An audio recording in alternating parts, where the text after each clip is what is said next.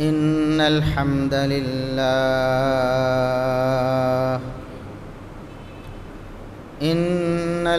لله نحمده ونستعينه ونستغفره ونعوذ بالله من شرور أنفسنا ومن سيئات أعمالنا من يهده الله فلا مضل له ومن يضلل فلا هادي له أشهد أن لا إله إلا الله وحده لا شريك له وأشهد أن محمدًا عبده ورسوله اللهم صل على محمد وعلى آل محمد كما صليت على إبراهيم وعلى آل إبراهيم إنك حميد مجيد اللهم بارك على محمد وعلى آل محمد كما باركت على إبراهيم وعلى آل إبراهيم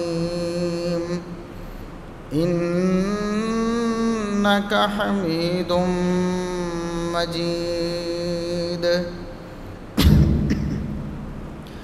أما بعد فيا أيها الناس ألا إن خير الحديث كتاب الله وخير الهدي هدي محمد صلى الله عليه وسلم وشر الأمور محدثاتها وكل محدثة بدعة وكل بدعة ضلالة أعوذ بالله السميع العليم من الشيطان الرجيم من همزه ونفخه ونفثه بسم الله الرحمن الرحيم قل إن كنتم تحبون الله فاتبعوني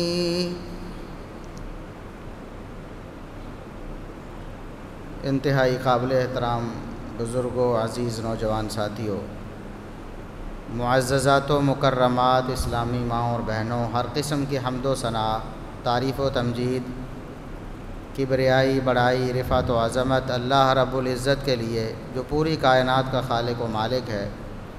بے شمار لا تعداد، بے حد و حساب درود و سلام پیغمبر آخر الزماں، محسن انسانیت، محسن کائنات جناب محمد الرسول اللہ صلی اللہ علیہ وسلم کی ذات اقدس پر آپ تمام لوگوں نے نبی کریم صلی اللہ علیہ وسلم کی محبت کے نام پر بہت ساری خرافات، بدعات، منکرات، فاحشات وہ آپ نے ملاحظہ فرمائی ہیں۔ سوشل میڈیا پہ ہر چیز تمام لوگوں تک پہنچی ہے۔ افسوس کی بات یہ ہے کہ لوگوں نے ہر برائی، ہر گناہ، اللہ کی ہر نافرمانی کو نبی کریم صلی اللہ علیہ وسلم کی محبت کے نام پر کرنا شروع کر دیا ہے۔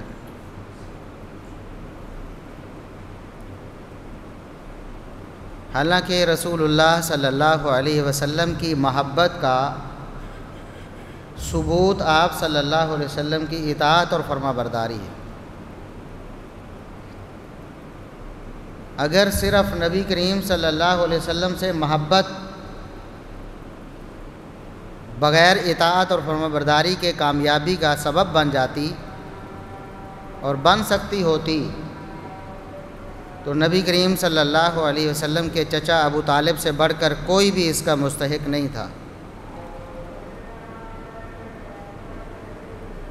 ساری زندگی نبی کریم صلی اللہ علیہ وسلم سے محبت کی، آپ کا احترام کیا، آپ کا تعاون کیا، آپ کی خیرخواہی کی، لیکن آپ صلی اللہ علیہ وسلم کی بات نہیں مانی۔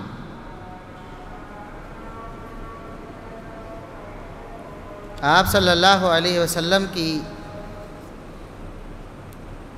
جو ڈیمانڈ تھی ان سے وہ یہ تھی کہ لا الہ الا اللہ پڑھ دیں۔ آخری وقت میں بھی فرمایا چچا جان میرے کان میں لا الہ الا اللہ کہہ دیں، میں اللہ رب العزت سے پھر بھی سفارش کروں گا کہ میرے چچا نے کلمہ پڑھ لیا تھا، چاہے میرے کان میں پڑھا تھا، ابا ان یقول لا الہ الا اللہ، لیکن چچا نے لا الہ الا اللہ کہنے سے انکار کر دیا، کامیابی نہیں ملی،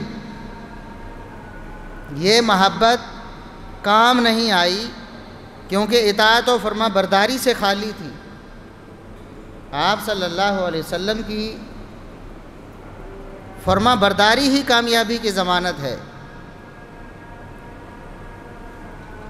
نبی کریم صلی اللہ علیہ وسلم نے ارشاد فرمایا، یہ صحیح بخاری کی حدیث ہے، کل امتی یدخلون الجنت الا من ابا، میرے سارے امتی جنت میں داخل ہو جائیں گے، سارے امتی سوائے ان لوگوں کے جو جنت میں جانے سے انکار کر دیں۔ صحابہ نے حیران ہو کر پوچھا اللہ کے رسول جنت میں جانے سے بھی کوئی بدبخت انکار کرے؟ آپ کا امتی بھی ہو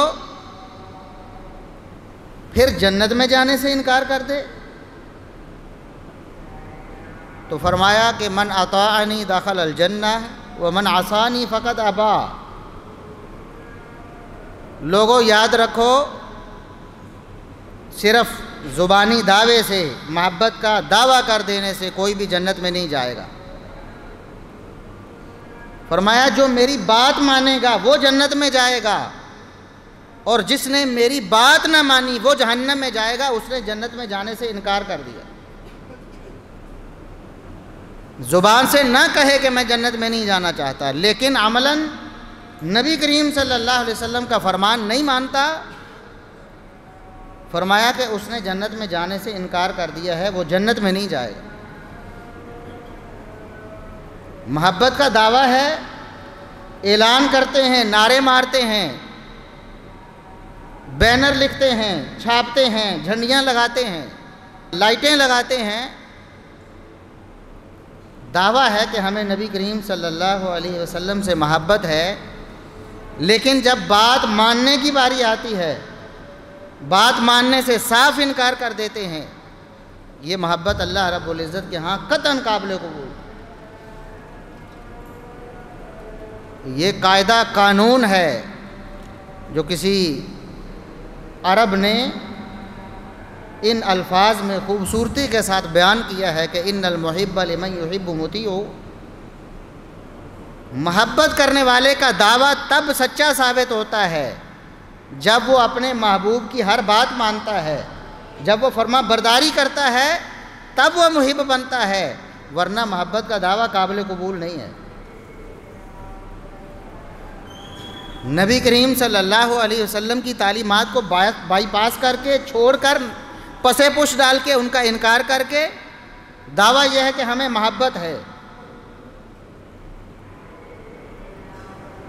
بتائیں کہ آپ محبت کا اظہار کرتے ہیں کہ ابا جی مجھے بڑی محبت ہے آپ سے، وہ کہتے ہیں کہ بیٹا ایک گلاس پانی لا دو، نہیں مانتے، کہتے ہیں مجھے بڑی محبت ہے۔ ابا جی بڑی محبت ہے، وہ کہتے ہیں کہ مجھے فلاں چیز لا دو، فلاں کام کر دو، کہتا ہے یہ نہیں کرنا، مجھے محبت بہت ہے۔ یہ محبت نہیں، توہین ہے، یہ گستاخی ہے کہ دعویٰ محبت کا کیا جائے، دعویٰ عشق کا کیا جائے، لیکن جب رسول اللہ صلی اللہ علیہ وسلم کا فرمان سامنے آئے تو ماننے سے انکار کر دیا جائے۔ یہ تمام برائیاں جو محبت رسول کے نام پہ آپ کے سامنے آئی ہیں، فحاشی و عریانی کی حد کر دی گئی، ڈانس کیا جا رہا ہے محبت رسول کے نام پہ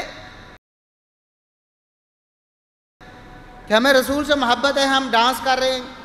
کیا رسول اللہ صلی اللہ علیہ وسلم نے ڈانس سکھایا کبھی؟ کوئی مائی کا لال جرأت کرے، ایک حوالہ پیش کرے پوری سیرت میں کہ رسول اللہ صلی اللہ علیہ وسلم نے نعوذ باللہ کبھی ڈانس کیا ہو؟ شرم نہیں آتی کہ اس نبی کا نام لیتے ہو جس نے تمام برائیوں کو مٹانے کا اللہ رب العزت سے وعدہ کیا تھا، اور ساری زندگی برائیوں کو مٹانے کے لیے صرف کر دی؟ تم نے انہی برائیوں کو دوبارہ سے اپنا کر محبت رسول کا نام لے کر لوگوں میں رواج دینا شروع کر دیا۔ صرف یہی نہیں، مردوں عورتوں نے ڈانس کیا ہے، عورتوں نے، فاحشہ عورتوں نے، ننگی عورتوں نے ڈانس کیا ہے۔ ننگی عورتیں سجا کر لوگوں کے سامنے محبت رسول کے نام پر پیش کی گئی ہیں۔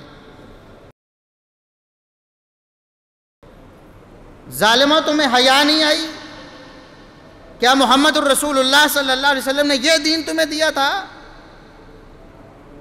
محبت کا دعویٰ ہے لیکن رسول اللہ صلی اللہ علیہ وسلم کے دین کے پرخچے اڑائے ہیں، آپ کے دین کو برباد کرنے کی کوشش کی ہے۔ ساز ہیں، باجے ہیں، میوزک ہے۔ کیا رسول اللہ صلی اللہ علیہ وسلم نے یہ تعلیم دی تھی؟ آپ صلی اللہ علیہ وسلم نے تو ہمیشہ ان چیزوں کی حوصلہ شکنی کی ہے، ان کو گناہ قرار دیا ہے۔ آپ صلی اللہ علیہ وسلم کے کان میں تو ایسی آواز پڑی تو آپ نے کانوں میں انگلیاں دے لی۔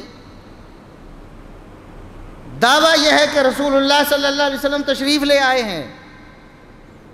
اس ظالموں، جو رسول ڈھول کی آواز، میوزک کی آواز سن کر کانوں میں انگلیاں دے لے، تم یہ دعویٰ کرتے ہو کہ حضور یہاں موجود ہیں اور ساتھ میں میوزک چل رہا ہے، ساتھ میں ڈانس پارٹی ہو رہی ہے۔ جو رسول اللہ صلی اللہ علیہ وسلم کبھی زندگی میں غیر محرم کو دیکھتے تک نہیں، چھوتے تک نہیں، تم نے ان کا جلوس کا نام لے کر، ان کی آمد کا نام لے کر وہ عورتیں تیار کر کے سجا کے لوگوں کے سامنے بٹھائی ہیں۔ تمہیں شرم نہیں آتی؟ رسول اللہ صلی اللہ علیہ وسلم نے جتنی بھی تعلیمات دی ہیں سب کی توہین کی گئی ہے، سب کی گستاخی کی گئی ہے، اور نام پھر دیکھیں محبت رسول کا نام۔ رسول اللہ صلی اللہ علیہ وسلم کی سیرت دیکھیں، آپ صلی اللہ علیہ وسلم کا اسوہ دیکھیں، آپ کی شرم و حیا دیکھیں، آپ کے معاملات دیکھیں، آپ کی شادی، آپ کی غمی دیکھیں، آپ کا سونا جاگنا دیکھیں، آپ کا اٹھنا بیٹھنا دیکھیں، آپ کا کھانا پینا دیکھیں، آپ کی نماز، آپ کے روزے، آپ کی تہجد دیکھیں۔ ہے کیا تمہارے پاس؟ رسول اللہ صلی اللہ علیہ وسلم کی سیرت میں سے ایک بھی چیز تم نے صحیح سلامت طور پر نہیں اپنائی ہے، اور دعویٰ ہے کہ ہمیں رسول اللہ صلی اللہ علیہ وسلم سے محبت ہے، اس لیے ہم جلوس نکال رہے ہیں، اس لیے ہم چراغاں کر رہے ہیں، اس لیے ہم پورے بازار کو سجا رہے ہیں، اس لیے ہم گھروں کو سجا رہے ہیں، اس لیے ہم گلیوں میں جھنڈیاں لگا رہے ہیں، پرچم لہرا رہے ہیں۔ کیا رسول اللہ صلی اللہ علیہ وسلم کا دین ایسا تھا؟ رسول اللہ صلی اللہ علیہ وسلم کو امت سے کیا مطلوب ہے، کیا مقصود ہے، آپ کی دعوت کیا ہے، آپ کی تبلیغ کیا ہے، آپ صلی اللہ علیہ وسلم کا تقاضا کیا ہے امت سے، وہ تو پورا نہیں کیا ہے۔ ہر معاملے میں رسول اللہ صلی اللہ علیہ وسلم کی مخالفت مول لے رکھی ہے، ہر معاملے میں، دنیا کا معاملہ ہو یا دین کا معاملہ ہو۔ نماز کا معاملہ ہو، روزے کا ہو، زکوٰۃ کا ہو، حج کا ہو، ہر معاملے میں رسول اللہ صلی اللہ علیہ وسلم کی مخالفت ہے۔ دعویٰ یہ ہے کہ ہمیں رسول اللہ صلی اللہ علیہ وسلم سے محبت ہے، باقی سارے گستاخ ہیں، باقی سارے نعوذ باللہ ابلیس ہیں، ابلیس کے سوا جہان میں تو سارے خوشیاں منا رہے ہیں۔ اور میں نے وہ ویڈیو بھی دیکھی ہے کہ لاہور میں ایک شخص کو کالے کپڑے پہنا کے اس کے جسم کو ڈھانک کر اس کو شیطان بنایا ہے اور چھڑی لگا کر اس کو ناچنے پہ مجبور کیا جا رہا ہے اور کہا جا رہا ہے کہ ہم نے شیطان کو بھی۔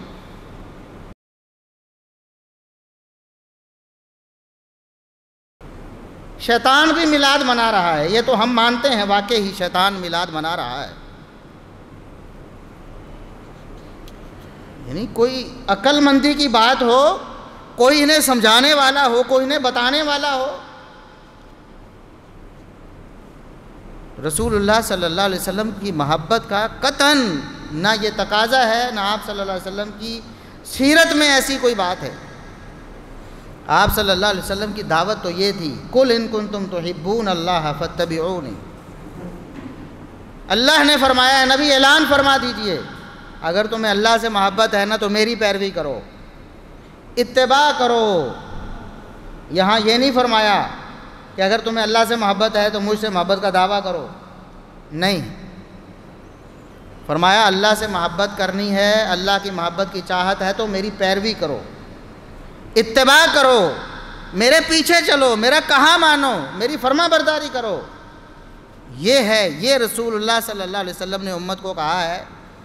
اب آپ کا فرمان تو مانتے ہی نہیں ہیں۔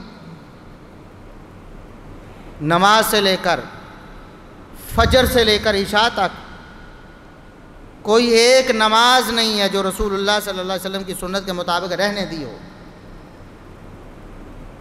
رسول اللہ صلی اللہ علیہ وسلم فجر کی نماز سے شروع کر لینا۔ آپ صلی اللہ علیہ وسلم فجر کی نماز اندھیرے میں پڑھتے تھے۔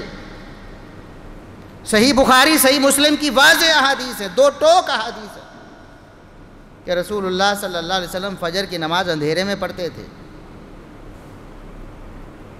عورتیں بھی، خواتین بھی نماز کے لیے مسجد میں تشریف لاتی، ما یعرفن من الغلس، اندھیرے کی وجہ سے پہچانی نہیں جاتی تھی، عورت بھی دوسری عورت کو نہیں پہچانتی تھی میرے ساتھ کون کھڑی ہے۔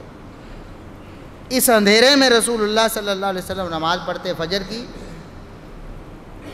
آپ دیکھ لیں رسول اللہ صلی اللہ علیہ وسلم کے عمل کی، آپ کے فعل مبارک کی، آپ کی حدیث کی کوئی پرواہ نہیں، نماز اجالا کر کے پڑھی جا رہی ہے۔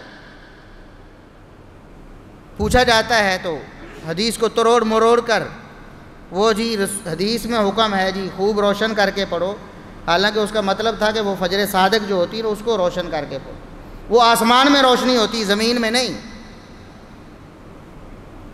لیکن رمضان مبارک میں کیا ہوتا ہے آپ کو پتہ ہے نا، وہی لوگ جو سورج چڑھنے کے قریب قریب نماز پڑھتے ہیں فجر کی، جب رمضان مبارک آتا ہے تو آپ سے بھی پہلے پڑھ کے فارغ ہو جاتے ہیں۔ کیوں؟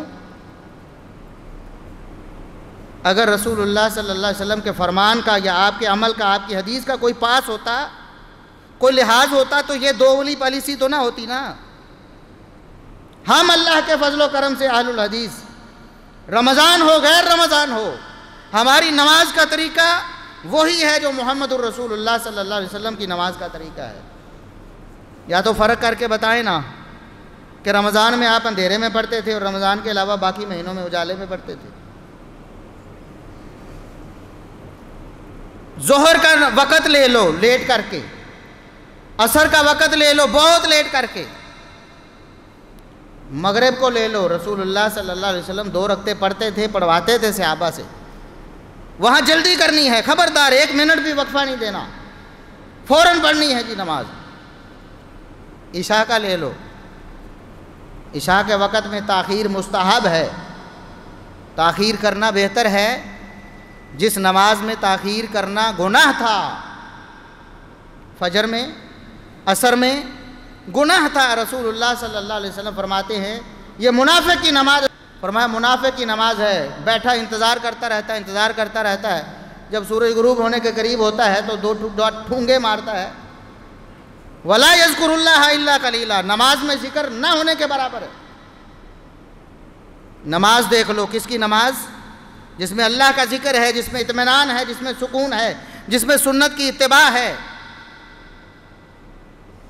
وہاں لیٹ کر کے، اور جس نماز کو لیٹ کرنا مقصود ہے پہلے پڑھی جا سکتی، کوئی پابندی نہیں ہے، لیکن بتانے کا مقصد یہ ہے کہ جس کو لیٹ کرنا منع تھا اس کو لیٹ کر کے پڑھنا ہے لازمی طور پر، اور جس کو لیٹ کرنے کی ترغیب ہے اس کو سب سے پہلے پڑھنا ہے لازمی طور پر۔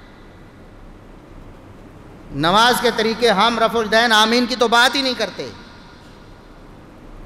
فی الحال وہ بات ہی نہیں کرتے، ہم وہ باتیں کر رہے ہیں جو امت میں کبھی اختلافی تھیں ہی نہیں،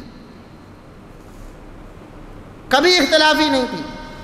نماز کا طریقہ سارے ہی مانتے ہیں، ساری احادیث کی کتابیں اٹھائیں کہ رسول اللہ صلی اللہ علیہ وسلم نماز شروع کرتے، نماز آخر ہوتی، سلام پھرتا، ذکر کیا ہوتا تھا؟ آپ صلی اللہ علیہ وسلم کی نماز کا اختتام صحابہ کہتے ہیں ہم اللہ اکبر کے لفظ سے پہچانتے تھے کہ اب آپ صلی اللہ علیہ وسلم نے نماز ختم کر دی، اللہ اکبر، استغفر اللہ استغفر اللہ استغفر اللہ، پھر دیگر دعائیں ہیں۔ یہاں کیا ہے؟ دعویٰ محبت رسول کا ہے، لیکن رسول اللہ صلی اللہ علیہ وسلم کا طریقہ پسند نہیں ہے۔ آپ کی نماز کا اختتام اللہ اکبر استغفر اللہ استغفر اللہ استغفر اللہ سے ہوتا، اور یہاں کیا ہے؟ لا الہ الا اللہ کے نعرے ہیں، مل کر لا الہ الا اللہ لا الہ الا اللہ پڑھنا ہے۔ کیا یہ رسول اللہ صلی اللہ علیہ وسلم کا طریقہ ہے؟ محبت کا دعویٰ ہے لیکن آپ کا طریقہ پسند نہیں ہے، کیوں بھائی؟ کس نے آپ کو اختیار دیا کہ رسول اللہ صلی اللہ علیہ وسلم کا طریقہ چھوڑ کر اپنی طرف سے ایک بناؤ؟ آپ کی نماز کا طریقہ کیا ہے؟ آپ صلی اللہ علیہ وسلم کی تعلیم کیا ہے؟ امت کو جو تعلیم دی ہے، اپنے صحابی معاذ بن جبل رضی اللہ عنہ کو مخاطب کر کے فرمایا، یہ سنن ابی داؤد کی، مسند احمد وغیرہ کی حدیث ہے، فرمایا کہ انی احبک یا معاذ، پیارے معاذ، لا تدعن فی دبر کل صلاۃ ان تقول، ہر نماز کے بعد یہ لازمی کہنا ہے، یہ دعا لازمی پڑھنی ہے، کبھی ایسا نہ ہو کہ نماز کا اختتام کرو اور یہ دعا نہ پڑھو، ہر نماز کے بعد یہ دعا ضرور پڑھنی ہے، ربی اعنی علی ذکرک و شکرک و حسن عبادتک، اور بعض روایت میں اللہم اعنی علی ذکرک و شکرک و حسن عبادتک۔ صحابہ کرام نے کتنی قدر کی ہے رسول اللہ صلی اللہ علیہ وسلم کے اس حکم کی۔ معاذ بن جبل رضی اللہ عنہ کو حکم ہوا، معاذ یہ دعا کبھی نہیں چھوڑنی، یہ وصیت تھی نا محمد الرسول اللہ صلی اللہ علیہ وسلم۔ ساری زندگی معاذ بن جبل رضی اللہ عنہ کی ایک بھی نماز ایسی نہیں تھی جس کے بعد انہوں نے ربی اعنی علی ذکرک و شکرک والی دعا نہ پڑھی۔ صرف یہی نہیں بلکہ اپنے شاگردوں کو جب حدیث بیان کی، ان کو وصیت کی کہ بیٹا تم نے بھی کبھی نماز کے بعد یہ دعا نہیں چھوڑنی۔ ان کے شاگرد عبد الرحمن الصنابحی، انہوں نے جب یہ حدیث بیان کی تو اپنے شاگرد ابو عبد الرحمن الحبولی کو یہ وصیت کی کہ کبھی نماز کے بعد رسول اللہ صلی اللہ علیہ وسلم کا یہ طریقہ تم نے نہیں چھوڑنا۔ بتاؤ کس نے چھوڑا ہے یہ طریقہ؟ محبت کا دعویٰ ہے، ہم نے اپنایا ہے، ہم نے اپنایا، ہم نے عمل کر کے دکھایا ہے۔ محبت خالی دعووں کا نام نہیں ہے، محبت اتباع فرما برداری کا نام ہے۔ یہ وہ فرما برداری ہی ہے، یہ اتباع ہی ہے جو مسلمانوں کو غالب کرنے کا سبب ہے، جس کی وجہ سے مسلمانوں کو اس وقت غلبہ تھا، اور یہی فرما برداری ہے جس کو چھوڑنے کی وجہ سے آج ہم مسلمان بحیثیت مجموعی ذلت اور پستی کا شکار ہیں۔ وہ حدیث میں نے کئی دفعہ آپ کو سنائی ہے صحیح بخاری کی، کہ جب آپ صلی اللہ علیہ وسلم معاہدہ کر رہے تھے نا کفار سے، غزوہ حدیبیہ کا قصہ ہے، وہاں آپ صلی اللہ علیہ وسلم کے پاس کافروں کا ایلچی، جو اس وقت مسلمان نہیں ہوئے تھے، صحابی عروہ بن مسعود ثقفی، وہ جب آئے ہیں اور آ کر مشاہدہ کیا ہے کہ رسول اللہ صلی اللہ علیہ وسلم کے صحابہ کا آپ کے ساتھ کیا طریقہ ہے، صحابہ کرام کیا کرتے تھے، کیا محبت کے نعرے مارتے تھے، جھنڈیاں لگاتے تھے، چراغاں کرتے تھے، کیا کرتے تھے؟ میں صدقے جاواں یا رسول اللہ یہ نعرے مارتے تھے؟ نہیں، عمل کر کے دکھاتے تھے۔ ان کا عمل ان کی محبت کا اظہار بھی تھا، اعلان بھی تھا۔ آج ہم نے صرف نعرے مارے ہیں، محبت کرنے کی بات آتی ہے جب، یعنی فرما برداری کی بات آتی ہے تو ہم بھاگ جاتے ہیں، ہم فرار ہو جاتے ہیں، ہم پیچھے ہٹ جاتے ہیں۔ عروہ بن مسعود ثقفی نے آ کر دیکھا ہے اور جا کر واپس اپنے سرداروں کو بتاتا ہے کہ میں نے آج جو دیکھا ہے نا، لقد وفدت علی الملوک ووفدت علی قیصر و کسریٰ، میں بڑے بڑے بادشاہوں کے پاس گیا ہوں ایلچی بن کر، وزیر خارجہ بن کر، بحیثیت وزیر خارجہ میں بڑے بڑے سپر پاورز کے پاس گیا ہوں۔ وہاں جا کر میں نے جو دیکھا ہے اور جو آج میں دیکھ کر آیا ہوں رسول اللہ صلی اللہ علیہ وسلم کے ساتھ صحابہ کا طرز عمل، میں نے کسی سردار، کسی بادشاہ کے حواریوں کو، اس کے درباریوں کو اس کی اتنی عزت اور تعظیم کرتے نہیں دیکھا ہے جتنی میں نے رسول اللہ صلی اللہ علیہ وسلم کے صحابہ کو آپ کی عزت اور تعظیم کرتے دیکھا۔ وہ عزت اور تعظیم کیا تھی؟ صرف نعرے مارنے کا نام تھا؟ کیا نعرے مار کر ہی عزت اور تعظیم کرتے تھے؟ نہیں، بلکہ اس نے بتایا وَإِذَا أَمَرَهُ مُبْتَدَرُوا أَمْرَهُ، میں نے دیکھا ہے کہ وہ صحابہ رسول اللہ صلی اللہ علیہ وسلم کا جب حکم مبارک ہوتا، حکم بعد میں مکمل ہوتا، عمل پہلے کر کے دکھاتے تھے۔ یہ میں دیکھ کے آیا ہوں، اور یہ میں نے آج تک کسی بادشاہ کے درباریوں کو بھی ایسا عمل کرتے نہیں دیکھا ہے۔ اور پھر اس نے اپنی آبزرویشن بیان کی، اپنا تجربہ، اپنا مشاہدہ، جو کچھ اس نے دیکھا تھا اس کا نتیجہ اس نے بتایا۔ اس نے بتایا کہ میں اگرچہ مسلمان نہیں ہوں، تمہاری طرف سے وزیر خارجہ بن کے گیا نا، لیکن میں آج کہتا ہوں کہ جس کے پیروکار ایسے ہوں، جس کے فرما بردار ایسے ہوں، جس کو چاہنے والے ایسے ہوں کہ اس کا حکم پورا ہونے سے پہلے عمل کر کے دکھاتے ہوں، تم کبھی بھی ان کا مقابلہ نہیں کر سکتے۔ لہٰذا عافیت اسی میں ہے کہ اس کا کہا مان لو، اس نے جو دعوت دی ہے اس دعوت کو مان لو۔ کیوں؟ اس کے جو ماننے والے ہیں، اس کے فرما بردار ہیں، اس کے مطیع ہیں، اس کے متبع ہیں، اس کی بات ماننے والے ہیں۔ آپ کا کیا خیال ہے، کیسر و کسریٰ جو اس وقت کی سپر پاورز تھیں، کیا ان کے جو حواری اور درباری تھے وہ محبت کا دعویٰ نہیں کرتے ہوں گے؟ کرتے تھے کہ نہیں کرتے تھے؟ لیکن وہ کہتا ہے کہ میں نے رسول اللہ صلی اللہ علیہ وسلم کے صحابہ سے بڑھ کر کسی کو بھی محبت کرنے والا نہیں دیکھا۔ کیا مطلب ہے کہ یہ پیروی کرتے ہیں، یہ بات مانتے ہیں۔ اس لیے رسول اللہ صلی اللہ علیہ وسلم کی محبت آپ کی اطاعت اور فرما برداری میں ہے۔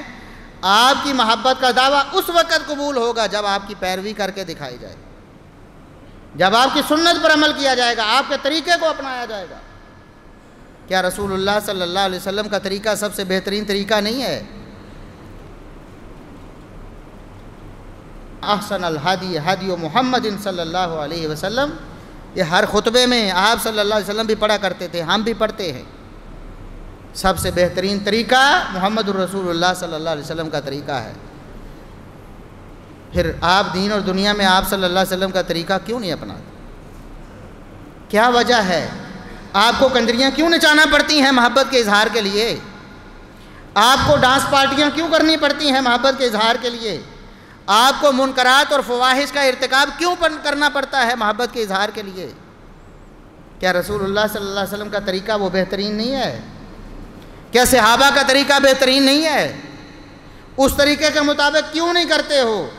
صحابہ کرام نے محبت کی ہے کہ نہیں؟ کون ہے جو آج یہ دعویٰ کرے کہ مجھے ابو بکر و عمر، عثمان و علی سے بڑھ کر نبی سے محبت ہے، مجھے طلحہ و زبیر سے بڑھ کر محبت ہے، مجھے سعد و سعید سے بڑھ کر محبت ہے، مجھے بدر احد والوں سے بڑھ کر محبت ہے، مجھے حدیبیہ والوں سے بڑھ کر، مجھے تبوک والوں سے بڑھ کر، مجھے فتح مکہ والوں سے بڑھ کر محبت ہے؟ کون ہے جو ایسا دعویٰ کرے؟ ان کا طریقہ آپ کو پسند نہیں ہے کہ وہ محبت کے لیے کیا طریقہ اختیار کرتے تھے؟ ہر سال، یہ میں نے پچھلے خطبے میں بتایا تھا، عبداللہ ابن عباس رضی اللہ عنہما کا فرمان، وہ فرماتے ہیں کہ ما من عام ہر سال ایسے ہوتا ہے، کوئی سال ایسا نہیں گزرتا مگر اس سال میں لوگ کوئی نہ کوئی بدعت اپناتے ہیں، کوئی نہ کوئی سنت چھوڑ دیتے ہیں۔ نتیجہ یہ ہوتا ہے کہ بدعتیں فروغ پاتی رہتی ہیں امت میں اور سنتیں مٹتی رہتی ہیں، سنتیں ختم ہوتی رہتی ہیں۔ سنتوں کو ختم کرتے ہو، بدعتوں کو رواج دیتے ہو۔ رسول اللہ صلی اللہ علیہ وسلم کی ساری زندگی ہمارے لیے نمونہ ہے۔ لباس آپ جیسا پہنو، کیوں نہیں پہنتے ہو آپ جیسا لباس؟ اخلاق آپ جیسا بناؤ، کیوں نہیں بناتے ہو؟ کردار آپ جیسا بناؤ، کیوں نہیں بناتے ہو؟ حلیہ آپ جیسا بناؤ، کیوں نہیں بناتے ہو؟ حلیہ کی باری آتی ہے تو چند سال پہلے جس کی پوری داڑھی تھی نا، اب آہستہ آہستہ ختم ہو کے سمٹ رہی ہے، وہ شیخ الاسلام بن گیا ہے۔ جیسے جیسے شیخ الاسلام بننے کی منزلیں طے کرتا ہے، اس کی داڑھی اوپر کو چلی جاتی، ختم ہو جاتی ہے۔ کیا محبت رسول کا یہی تقاضا ہے؟ کیا محبت رسول اس سے ثابت ہوگی کہ ہر سال مینار پاکستان میں میلاد کانفرنس کروا لو؟ اس سے محبت رسول ثابت ہوگی یا آپ کے عمل سے ثابت ہوگی؟ کہ آپ نے رسول اللہ صلی اللہ علیہ وسلم کی سنت کا کتنا لحاظ اور اس کی کتنی شرم کی ہے۔ آپ فرماتے ہیں کہ داڑھیوں کو بڑھاؤ، مشرکین کی مخالفت کرو، یہود و نصارہ کی مخالفت کرو۔ تم یہود و نصارہ اور مشرکین کی موافقت میں داڑھیاں اوپر کو چڑھاتے ہو، دعوے لمبے ہوتے جاتے ہیں، عمل ختم ہوتے جاتے ہیں۔ رسول اللہ صلی اللہ علیہ وسلم نے ساری زندگی، کوئی مائی کا لال بتائے کہ آپ صلی اللہ علیہ وسلم نے اپنی چادر شلوار کو کبھی ٹخنوں سے نیچے لگا کیا ہو؟ آپ کی تو تعلیم یہ ہے کہ چادروں شلواروں کو مرد حضرات ٹخنوں سے اوپر رکھیں، ٹخنوں سے نیچے جو ہوگی جہنم میں جائے گا وہ حصہ۔ لیکن یہ عاشقان رسول دیکھیں، ان کی شلواریں، ان کے لباس دیکھیں، ان کی شکلیں دیکھیں اور ان کے دعوے دیکھیں۔ پھر کیا رسول اللہ صلی اللہ علیہ وسلم آج اگر موجود ہوں، ایسے بدبخت لوگوں میں کیوں موجود ہونے تھے رسول اللہ صلی اللہ علیہ وسلم؟ آپ صلی اللہ علیہ وسلم کے صحابہ ہی وہ معتبر شخصیتیں تھیں جنہیں اللہ نے منتخب کر لیا تھا کہ نبی کی صحبت کے لیے یہی سب سے بہترین ہے۔ اگر آج رسول اللہ صلی اللہ علیہ وسلم موجود ہوں، تصور کریں، تمہارے یہ کنجر خانے دیکھ کر تمہاری حوصلہ افزائی کریں بھلا، تمہاری یہ بدعات اور خرافات دیکھ کر کیا تمہیں شاباش دیں گے؟ رسول اللہ صلی اللہ علیہ وسلم کا تو کوئی طریقہ نہیں اپنایا آپ نے۔ صحابہ کرام کیا کرتے تھے؟ آپ صلی اللہ علیہ وسلم کی عبادات کے ساتھ ساتھ آپ کی عادات کو بھی اپناتے، ایک ایک عادت کو بھی اپناتے تھے جو لازم نہیں ہے۔ یہ تو لازم کر دیا نا کہ شلوار چادر یہ ٹخنے سے اوپر ہونی چاہیے مردوں کی، یہ تو لازم ہو گیا نا۔ آپ کی ایسی عادات جو ہمارے لیے لازم نہیں تھی، عمل کرو سنت سمجھ کے، ثواب ملے گا، نہ بھی کرو تو کوئی حرج نہیں۔ صحابہ نے بھی ساری زندگی انہیں بھی حرز جان بنایا، انہیں بھی سینے سے لگایا۔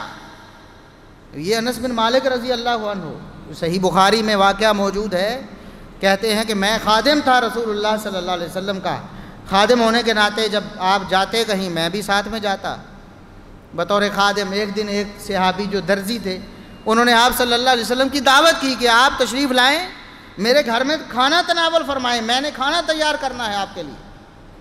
آپ صلی اللہ علیہ وسلم تشریف لے گئے، میں بطور خادم ساتھ گیا۔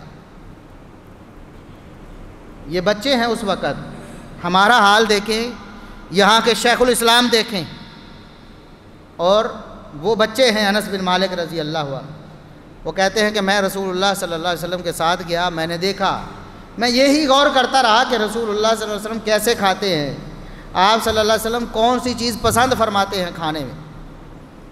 تو کھانے میں جو تیار کیا گیا تھا، روٹی بھی تھی اور سالن میں گوشت کے ٹکڑے بھی تھے اور کدو کے ٹکڑے بھی تھے اور شوربہ بھی تھا، شوربے والے گوشت کدو پکے ہوئے تھے۔ رسول اللہ صلی اللہ علیہ وسلم نے کھانا تناول کرنا شروع کیا تو میں نے دیکھا کہ آپ صلی اللہ علیہ وسلم کدو کے ٹکڑے پسند کرتے تھے۔ ساری پلیٹ میں سے کدو، سارے برتن میں سے کدو کے ٹکڑے اکٹھے کر کر کے آپ صلی اللہ علیہ وسلم کھا رہے تھے۔ فلم ازل احب الدباء من یومئذ، کہتے وہ دن گیا آج تک میں نے ساری زندگی کدو سے محبت کی ہے کہ یہ رسول اللہ صلی اللہ علیہ وسلم کا پسندیدہ ہے۔ کدو سے محبت کر لی، کدو کو پسند کرنا شروع کر دیا کہ رسول اللہ صلی اللہ علیہ وسلم پسند کرتے ہیں۔ وہ ظالموں، تم نے ان چیزوں کو پسند کر لیا جنہیں ساری زندگی رسول اللہ صلی اللہ علیہ وسلم ناپسند کرتے، جن کو سن کر کانوں میں انگلیاں ڈالتے رہے، آج تم نے محبت کے نام پہ اسی کو رواج دے دیا۔ کس طرح بچاؤ گے اپنی نوجوان نسل کو بے حیائی سے، کنجر خانے سے؟ وہ تم نے کنجر خانے محبت رسول کے نام پر ان کو دے دیے۔ کس طرح بچاؤ گے اپنی نوجوان نسل کو؟ کیا تمہارا دعویٰ ہے؟ کیا تمہارا دین ہے؟ کیا تمہاری شریعت ہے؟